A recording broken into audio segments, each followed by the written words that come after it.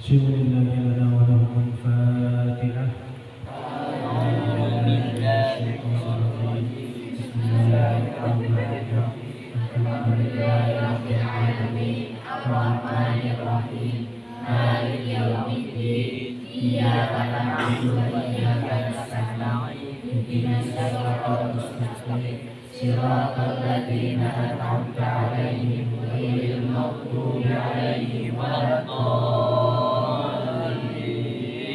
رب اغفر لي ولوالدي وللمؤمنين آمين. Bismillahirrahmanirrahim. Assalamualaikum warahmatullahi wabarakatuh. Waalaikumsalam warahmatullahi wabarakatuh. Alhamdulillah, alhamdulillahirabbil alamin. Wa bihi nasta'in ala umuri dunya wad din. Wassalatu wassalamu ala asyrofil anbiya'i wal mursalin wa ala alihi wa sahbihi ajma'in. Amma ba'd. Hadratul muhtaramin, asatid dan ustazah, adik-adik santri pondok pesantren Salafiyah Bandung Cirebon yang insyaallah dimuliakan oleh Allah Subhanahu wa taala. Amin.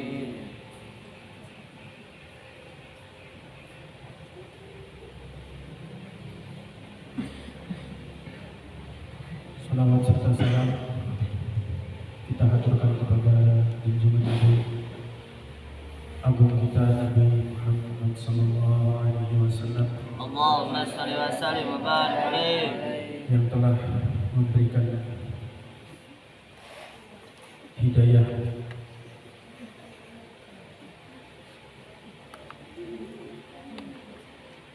sehingga bisa membimbing kita kepada jalan yang Gusti Allah Subhanahu wa taala. Amin. Ini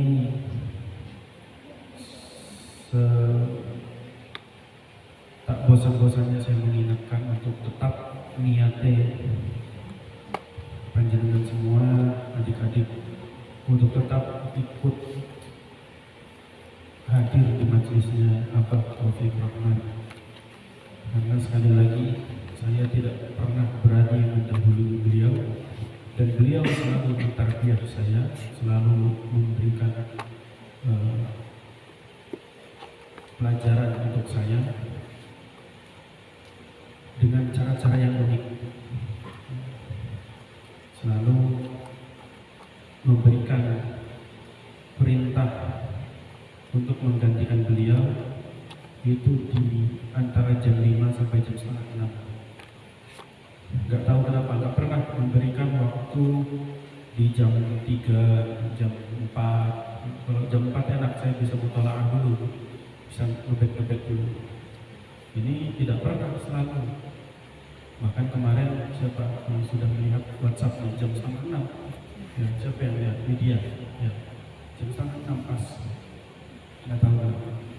Makanya saya ingatkan kembali ke kalian semua, tetap diniatkan untuk hadir di majelisnya Abah Taufik, bukan dihajarnya, bukan hadir untuk di majelisnya Fakih Fatul Akbar, karena ya belum dikasih kepercayaan untuk mengampu majelis oleh Abah, maka masih sifatnya masih badan.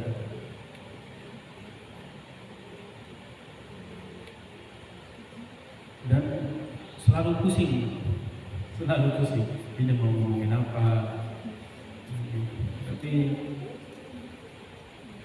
ada baiknya dalam satu majelis itu minimal ada satu hadis kanjeng Nabi yang disampaikan atau satu ayat Al-Quran yang disampaikan.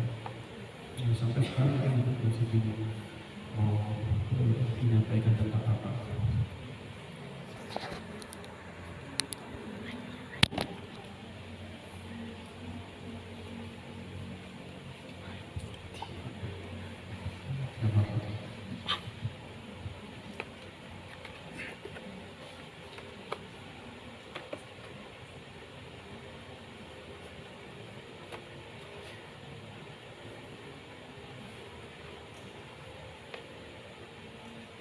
Hanya saja tadi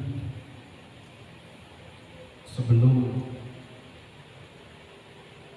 saya datang ke sini sampai di dalam, saya itu tadi menderek Umi untuk berobat ke rumah sakit itu. Sebelum dilanjutkan, nanti ingatkan saya untuk di akhir kita memberikan Fatihah untuk Abah dan Umi agar diberikan kesehatan kembali. Nah, salah satu kenapa tadi Abah menyuruh saya untuk membadali beliau karena Abah masih sakit, masih belum bisa banyak ngomong. Kemarin juga Ustaz David mendengar sendiri ketika Abah sambutan, saya nggak bisa lama-lama, Abah masih sakit. Saya melihat di IG, Instagram, lagi zaman Instagram. Di Instagram, Mbah Anwar Mansur, pimpinan daripada Pondok Pesantren Lirboyo, mengatakan berteman di pondok adalah sebaik-baiknya teman, karena tidak ada di pondok itu orang yang aneh-aneh, pasti semuanya ngaji. Seaneh-anehnya santri di pondok ya paling malas ngaji, pura-pura sakit, apa nggak ada kan yang main nongkrong malam-malam keluar gitu. Itu santri. Kalau sudah keluar dari pondok tanpa izin, itu kan sudah nggak tahu masih santri apa enggak.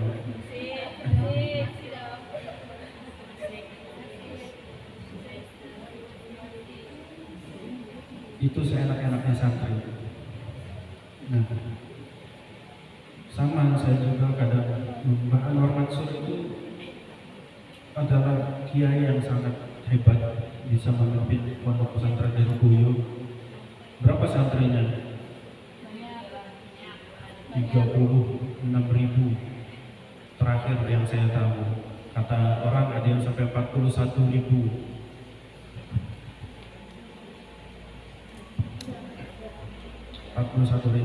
Artinya beliau adalah orang yang sangat hebat. Tapi saya sebagai santri lebih mendahulukan guru yang mendidik saya. Siapa? Kiai Haji Ridwan Nur pernah mengatakan, sejelek-jeleknya santri di pondok itu jauh lebih baik daripada santri yang di luar pondok, di luar rumah, sama dengan di pondok. Semalas-malasnya santri di pondok itu jauh lebih baik daripada daripada siswa yang terlihat pintar di sekolahnya tapi tidak nonton. Itu jauh lebih buruk saja. Atau ngekos, apalagi ngekos. Seenak-enaknya kalian di pondok itu jauh lebih baik daripada yang tidak di pondok. Walaupun di pondoknya malas, di pondoknya nggak ngerti-ngerti, bulat aja, susah masuk, dijelasin sama ustadznya, nggak masuk, dijelasin sama ustadznya, nggak masuk. Itu jauh lebih baik daripada orang yang nggak mondok. Makanya kalau saya perhatikan di pondok pesantren salaf itu, khususnya di pondok pesantren salaf, banyak santri yang dalam pengajian tidak bisa. Ngaji itu sulit masuk, tapi akhirnya jadi orang. Memang sebelumnya belum jadi orang. Maksudnya jadi orang yang sukses, yang bisa membahagiakan orang tuanya. Yang saya perhatikan santri itu banyak yang seperti itu, banyak sekali. Kenapa? Karena hidupnya diselimuti sama ridho dan rahmatnya Gusti Allah. Apalagi santri yang, kalau saya perhatikan di pondok saya dulu, santri yang di dalam. Apa di dalam? bantu-bantu dalam itu. Santri yang bantu-bantu dalam. Boleh kiai, boleh ponakannya kiai, boleh anak didiknya kiai. Pokoknya orang yang mengabdikan dirinya. Kalau kalian ada ustaz, mengabdikan dirinya untuk ustaz. Sampai guru kami mengatakan, Abi Mahfud Hudori mengatakan,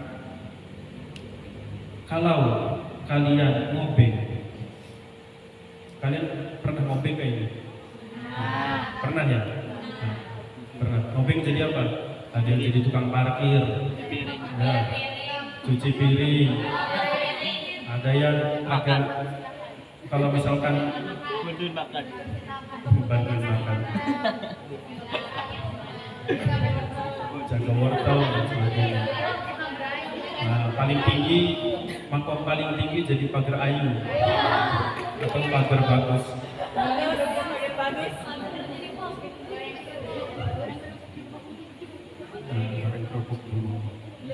Orang yang ngobeng itu pasti dapat berkat. Nah, disiapin berkat ya. Minimal nasi kotak sama yang sohibul hajat. Sohibul hajat. Nabi Mahfud Hudori mengatakan orang yang ngobeng saja itu rezekinya sudah dijamin sama yang punya hajat. Yang laki-laki pasti itu rokok keluar, ya. Yang laki-laki itu udutnya pasti disiapin untuk orang-orang pengobeng, tapi bukan untuk santri pengobeng. Yang perempuan pasti pulang atau semuanya pasti pulang dikasih berkat. Sama orang yang mengabdikan diri di jalan Gusti Allah itu pasti mendapatkan rezeki sama Gusti Allah. Allah jamin tidak? Rizkinya Allah jamin tidak? Kiai, ustaz, untuk orang yang mengabdikan diri kepada Gusti Allah. Apalagi kalau kita mengabdikan diri pada ustaz, insya Allah akan jadi sesuatu.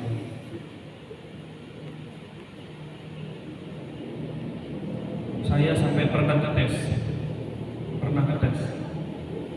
Saya itu masih dicintai nggak sama guru saya. Kemarin saya hampir sekitar 4 bulanan saya nggak chat guru saya. Saya ngetes ini, saya dicintai nggak sama guru saya. Tiba-tiba minggu kemarin sebelum menjelang maghrib ditanyai kabar sama guru saya. Assalamualaikum, mengganggu waktunya. Gimana kabarnya Gus Fakih dan sekeluarga? Semoga sehat-sehat. Itu adalah hal yang paling berharga bagi seorang santri. Bagi seorang santri hal yang paling berharga. Saya ngabdinya tidak ke kiai langsung, bukan kiai pusat, ngabdinya ke kiai komplek. Tapi itu juga sudah berharga bagi saya. Dan itu adalah jadi jalan untuk meraih kesuksesan. Kenapa? Karena hidupnya diselimuti oleh rahmat dan berkahnya Gusti Allah.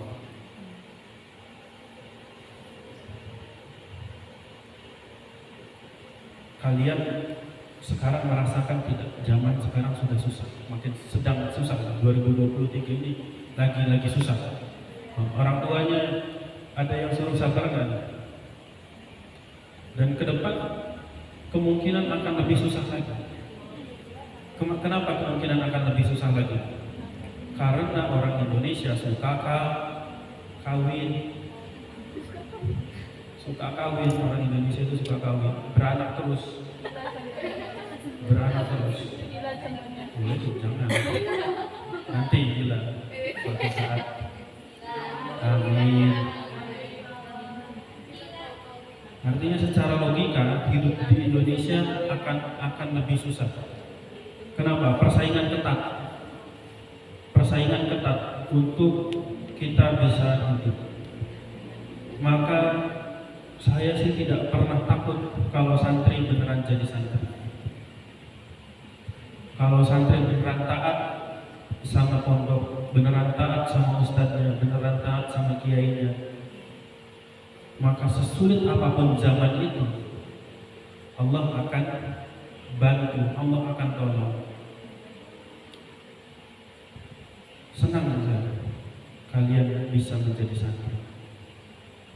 Orang zaman sekarang sudah pada sakit hatinya rusak. Kalau yang sering kita baca setiap malam Jumat itu, Duh Gusti kula nyuwun sehat lan manah robo. Manah itu apa? Manah itu sehat batin. Manah itu batin, sehat batin. Nah, Gus Tuba, cucu dari Gus Mik yang meneruskan perjalanan Gus Mik, mengatakan zaman sekarang orang itu banyak majelis-majelis seperti ini, tapi majelis-majelis zikir masih sedikit. Dan orang kenapa banyak yang sakit batin? Karena orang sekarang sudah meniadakan Gusti Allah dalam dirinya. Ya. Siapa di sini yang paling hebat? Siapa di sini yang paling hebat?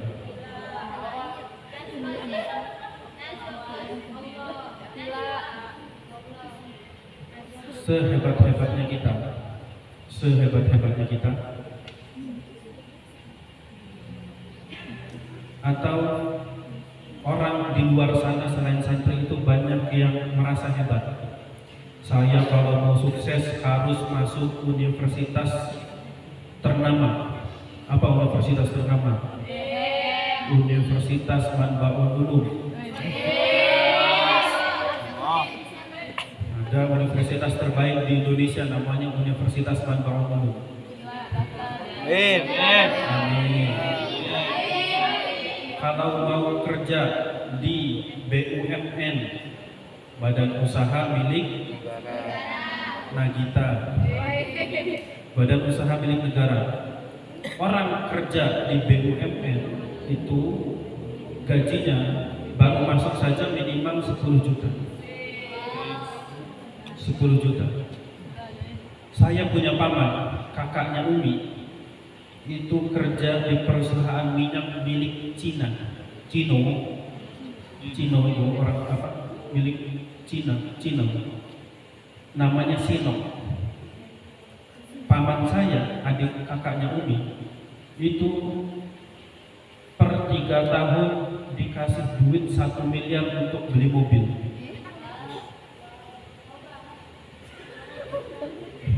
Katanya tobat. Itu tunjangan untuk kendaraan, untuk tunjangan untuk rumah, tunjangan untuk apa lagi? Banyak. Tunjangan untuk rumah beda sendiri. Tunjangan untuk bensin sudah beda lagi. Gajinya itu ratusan juta per bulan. Paman saya sendiri.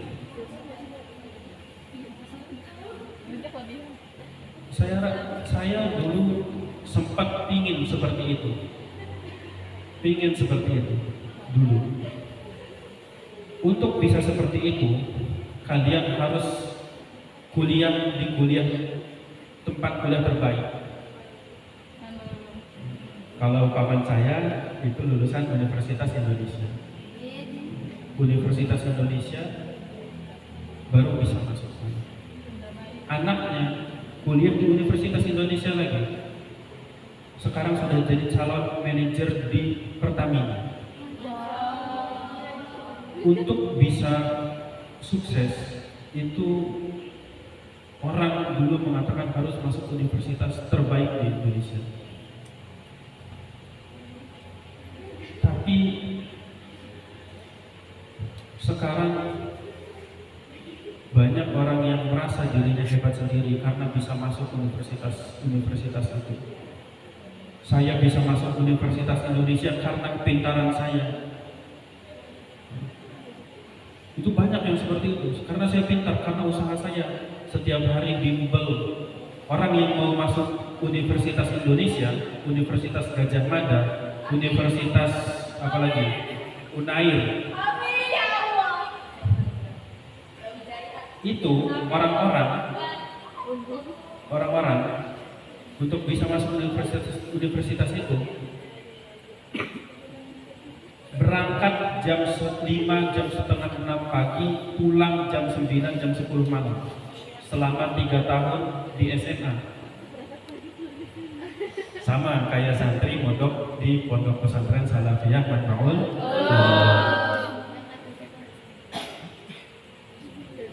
Lah ini orang-orang yang merasa kehebatan dirinya atas usaha dirinya sendiri, atas kehebatan dirinya sendiri, atas usahanya dia sendiri. Itu adalah contoh penyakit hati. Dia lupa siapa yang ngasih makan dia. Ya, yang ngasih makan dia mamahnya. Siapa yang ngasih rizki kepada orang tuanya? Siapa yang ngasih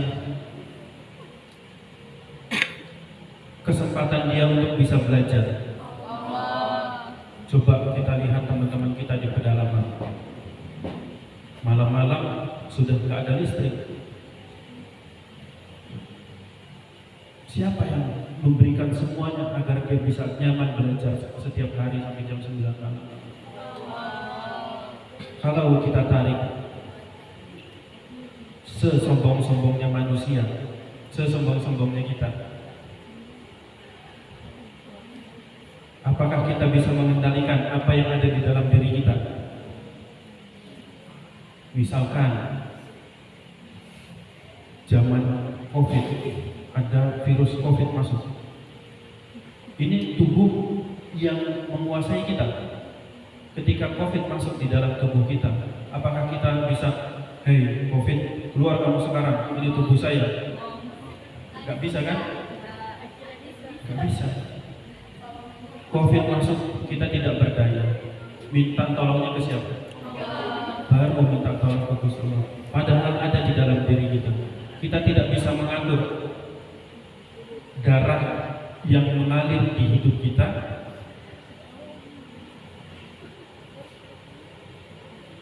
Kita tidak bisa mengatur sel-sel yang ada di dalam tubuh kita. Bisa tidak? Tidak bisa. Hanya bisa mengikhtiarkan. Oh, kalau mau sehat ya makan yang bergizi. Sudah masuk ke dalam tubuh. Bisa diatur. Maka sebenarnya manusia itu tidak bisa sombong. Kehebatan manusia adalah pemberian dari Gusti Allah.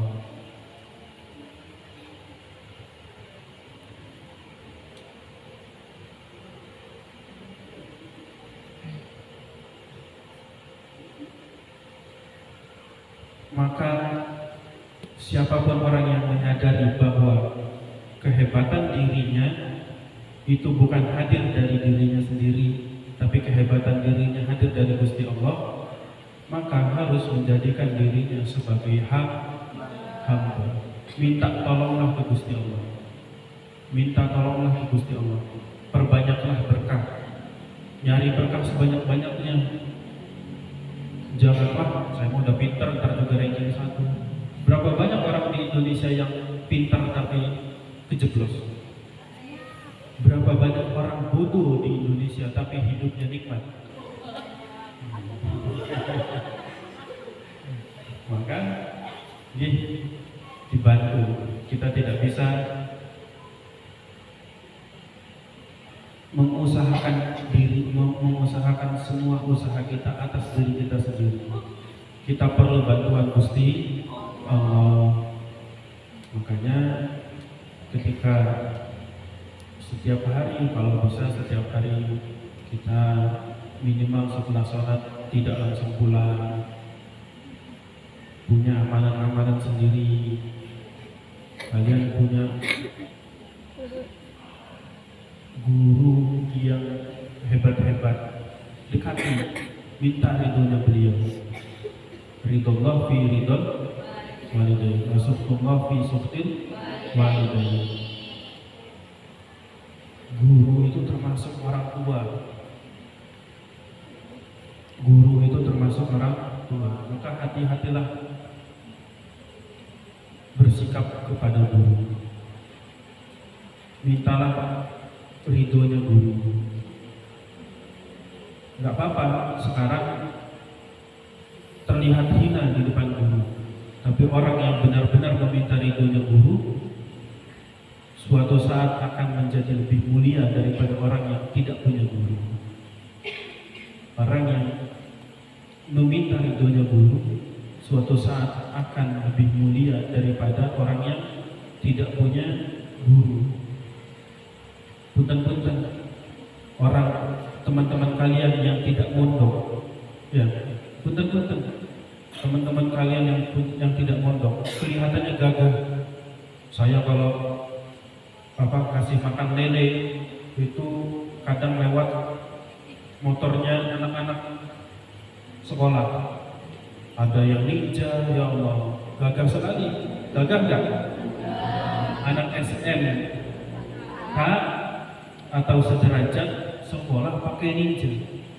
Ada yang Aerox, ada yang pakai Vespa, anak SMK.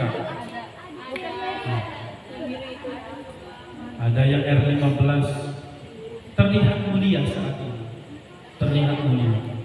Tapi suatu saat kalau kalian menjaga keberkahan kalian dalam pondok, kalian akan jauh lebih dari itu. Kemuliaan-kemuliaan yang teman-teman kalian dapatkan itu kemuliaan dari orang tua saja, tidak dia usahakan sendiri.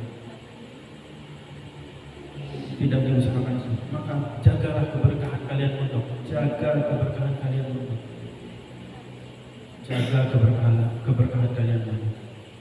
Insya Allah suatu saat akan jadi sesuatu. Walaupun zaman, walaupun Indonesia, walaupun dunia sedang tidak baik-baik saja, tapi kalau dekengan kalian pusat, insya Allah kalian akan baik-baik saja.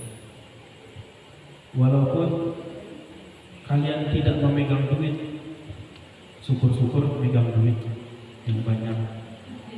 Saya doakan semua santri pondok pesantren Salafiyah Ulum sugi-sugi.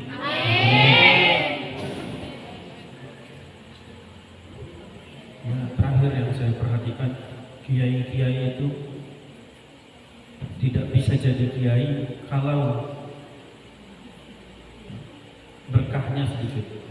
Semakin besar kekiaiannya, semakin tinggi keberkahan yang dia dapatkan dari gurunya ketika dia mondok. Mungkin di sini Kak semuanya pengen jadi kiai, walaupun saya berharap semuanya bisa jadi kiai dan istrinya kiai besar. Amin. Tapi kalaupun tidak jadi kiai, ya setidaknya hidupnya bisa enak dengan syarat menjaga keberkahan hidup di pondok. Tirakat paling susah yang dilakukan oleh santri adalah mentaati peraturan pondok. Itu adalah tirakat yang paling sulit. Dan tirakat itu perlu keistiqomahan. Kalau kalian mengamalkan sesuatu sudah mulai malas, wah itu berarti sudah mulai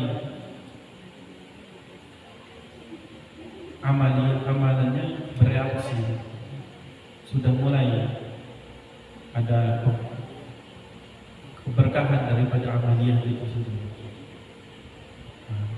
Karena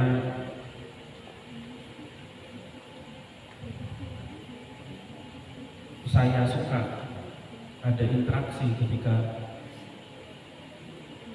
ada majelis.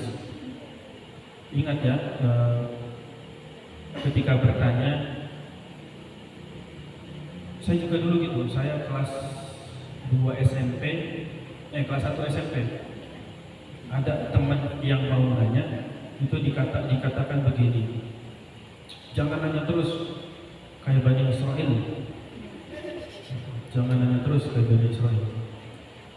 Apakah Bani Israel, apakah kita tidak boleh seperti Bani Israel? Ya tidak boleh. Tapi Bani Israel itu adalah ras manusia tercerdas di muka bumi ini. Itu adalah pemberian Gusti Allah terhadap Bani Israel. Yang membedakan kita dengan Bani Israel adalah akhlak. Kalau mau bertanya, bertanyalah. Tapi jangan menjatuhkan orang yang ditanya. Menjatuhkan harga diri. Saya pengen bertanya untuk menjatuhkan harga diri. Kayak siapa jamaahnya, siapa namanya? Habib Hussein Ja'far Al-Haddad. Apa? Jamaah tersesat itu. Itu adalah contoh-contoh. Ya tapi nggak apa-apa. Yang penting kalau bertanya ya berakhlak. Yang di depan tidak tahu ya sudah, nggak apa-apa. Lebih baik daripada menjawab dengan sok.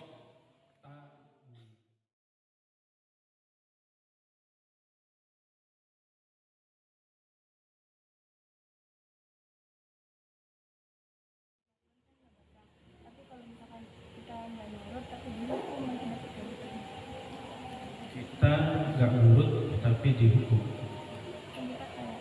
Oke, saya jawab dulu ya. Katanya kalau mau berkah, kalau mau hidup enak ya harus mengumpulkan sebanyak-banyaknya berkah. Tapi kalau melanggar, berarti kemungkinan berkahnya menurun. Kalau sudah melanggar terus bertanggung jawab, apakah berkahnya akan balik lagi gitu. Direkam kayaknya, masih direkam. Abah Taufik Rahman, apa gelarnya?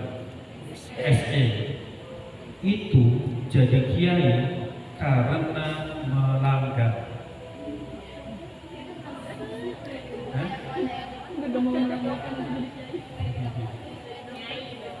Abah Taufik Rahman bisa jadi kiai. Coba tanyakan. Salah satu keberkahan terbesar yang Abah Taufik Rahman dapatkan adalah ketika melanggar. Abah itu dulu jago silat, Kiai Jaduk namanya. Kalau kiai jago silat namanya Kiai Jaduk. Jadi Abah kalau misalkan ada orang yang netet itu? Netet itu apa? Ada orang yang nyebelin sama Abah, langsung berantem di lantai 2, jatuh, tangan lawannya patah. Tapi orang-orang aneh, kok ini melanggar tapi malah dipanggil sama kiai. Dipanggil sama Kiai Ilyas Ruhyat saat itu. Abah Ilyas Ruhyat diusap-usap, didoakan. Kata Abah Taufik, sejak saat itu saya berubah. Ini guru saya mengatakan, takziran itu adalah tazkiyatun nafs. Apa tazkiyatun nafs? Tazkiyatun nafs adalah mensucikan diri. Takziran adalah tazkiyatun nafs.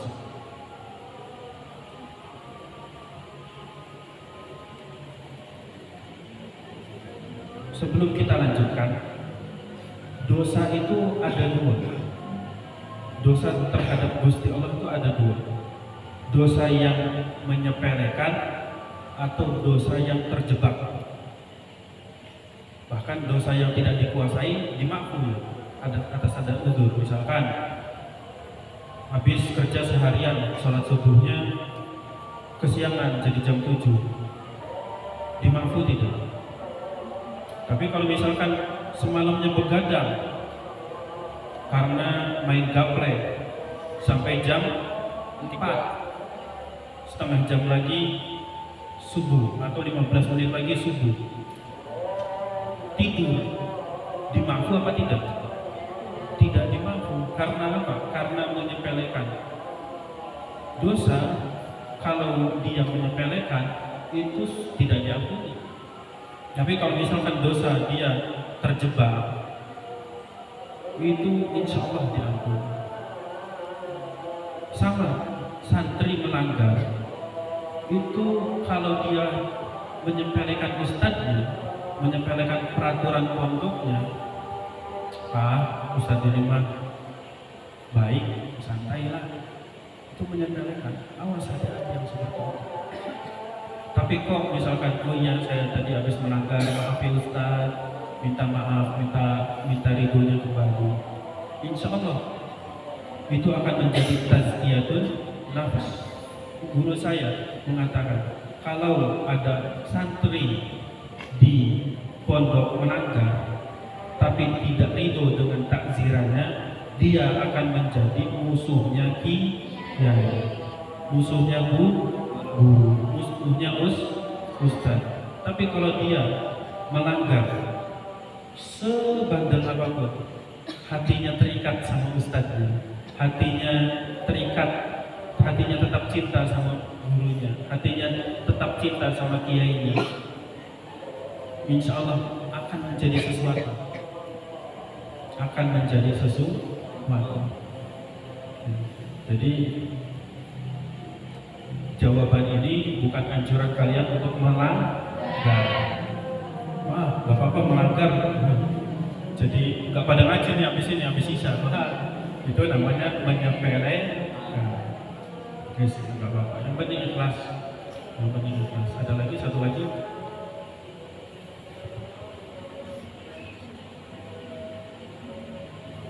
Kelas 3 sudah makan? Sudah makan, lemes. Ada lagi, satu lagi. Lip. Alif mau bertanya.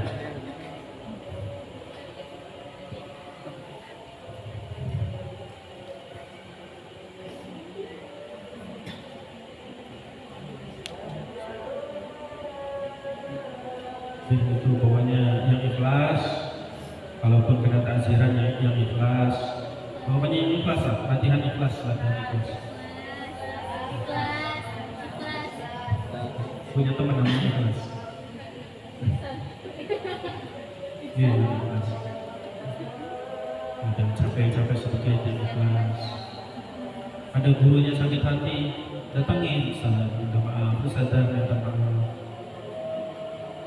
Guru itu gak perlu penghormatan kalian, sama seperti Gusti Allah tidak perlu ibadah kita. Kita yang perlu menghormati guru, kita yang perlu ibadah sama Gusti Allah. Karena kalau sudah hidup kita tidak berkah, capek sekali. Ada teman saya mondok main selot, mondok main selot. Kata dia cuma 50.000 gitu, cuma 50.000. Duit jajannya berapa? Cuma 50.000 gitu. Kalaupun menang duitnya nggak bakal saya makan, nggak bakal saya makan. Bukan soal makan atau tidak, perbuatannya itu berkah atau tidak, dan tidak terasa. Sempit saja hidupnya kalau sudah tak berkah ini. Ada saja yang gak enak. Tapi kalau sudah berkah, walaupun dia punya duit sedikit, tapi insya Allah hidupnya enak. Di kesempatan terakhir, satu orang lagi.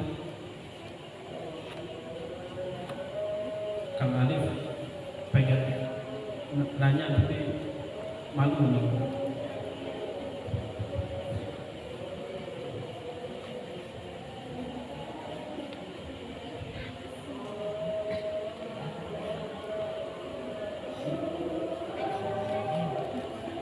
Siapa yang bertanya? Ini.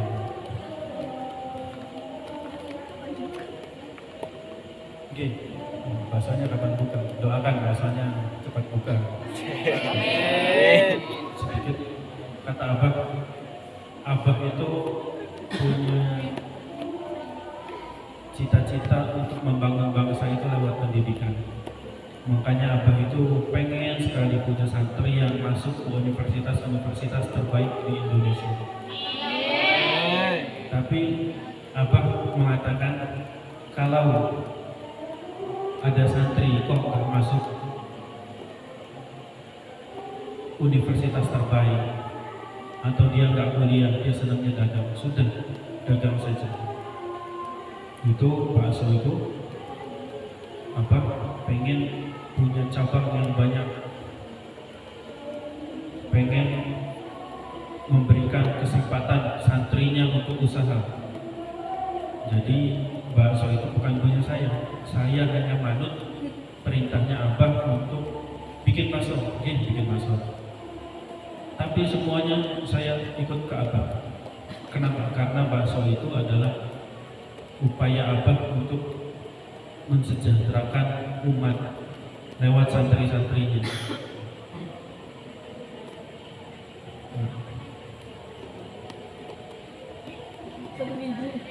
Sebelum kita tutup, saya minta Al-Fatihah untuk Abah dan Umi dan untuk keluarga Abah Umi yang sakit dan untuk keluarga santri yang sakit, juga untuk bangsa Indonesia, yang terbaik untuk bangsa Indonesia. Dan saya meminta diniatkan Fatihahnya untuk semoga Indonesia tidak, khususnya Cirebon, khususnya Manggololo, agar secepatnya bisa hujan.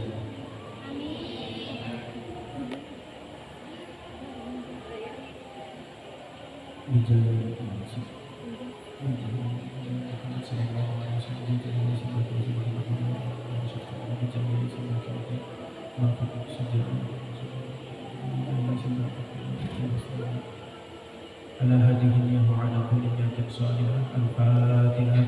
أعوذ بالله من الشيطان الرجيم.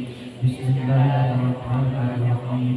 الحمد لله رب العالمين الرحمن الرحيم مالك يوم الدين إياك نعبد وإياك نستعين اهدنا الصراط المستقيم صراط الذين أنعمت عليهم غير المغضوب عليهم ولا الضالين. رب اغفر لي ولوالدي وللمؤمنين آمين. آخر الكلام. اللهم وفقنا إلى الطريق. السلام عليكم ورحمة الله وبركاته.